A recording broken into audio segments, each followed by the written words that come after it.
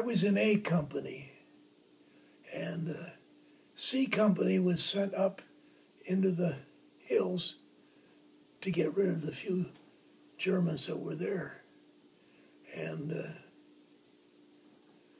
about 2 hours later, the remnants of our outfit came back from there. And they said, you know,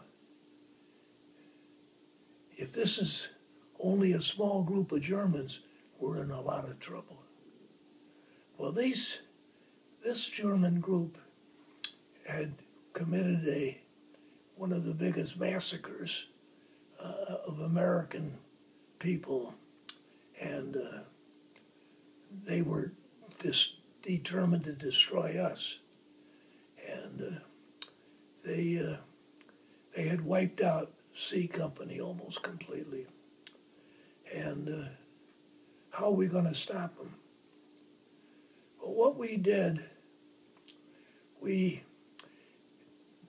fog was so heavy. This was the coldest winter in European history then, and still is considered to be the coldest year. And we had summer equipment on, and we had no gloves. Our hands were half frozen, and my hands still are frozen. And the way that we were able to hold off the Germans' original attacks was by taking our dead and strapping them to trees and putting rifles or sticks or something, and the fog was so heavy you couldn't tell. And then some of our guys who had been badly wounded and knew they were going to die said, strap us on the trees too. We want to get a few last shots of these bastards. And, excuse the word, but so what we did, we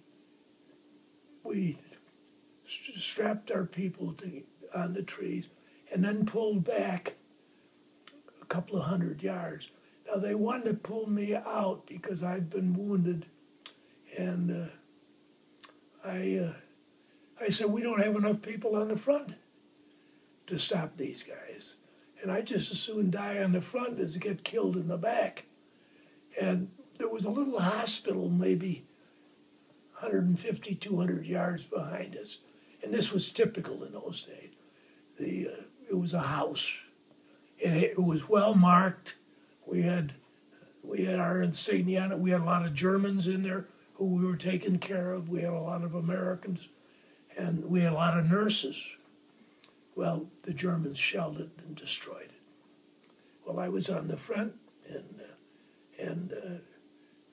ended up at that particular day manning the last machine gun in the front. And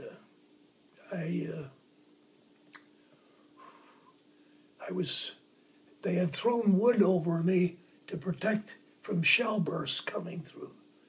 And I was half frozen, half dead actually. And my friend Ted Vetlin came out and said to me, and Ted was an old man in our outfit. He was 23 years old. And Ted came out and he said to me, Chuck, he said, we're pulling back. And he said, I've come to get you. And I said, Ted, I can't move. I'm frozen in here, and this is it. And he reached out, touched my cheek, and he said, it was nice knowing you. Well, that galvanized me. And I pulled myself together, and they pulled me back, and I sat on the machine gun all night while the Germans kept firing at us. And the next morning when they came, we were able to hold them off.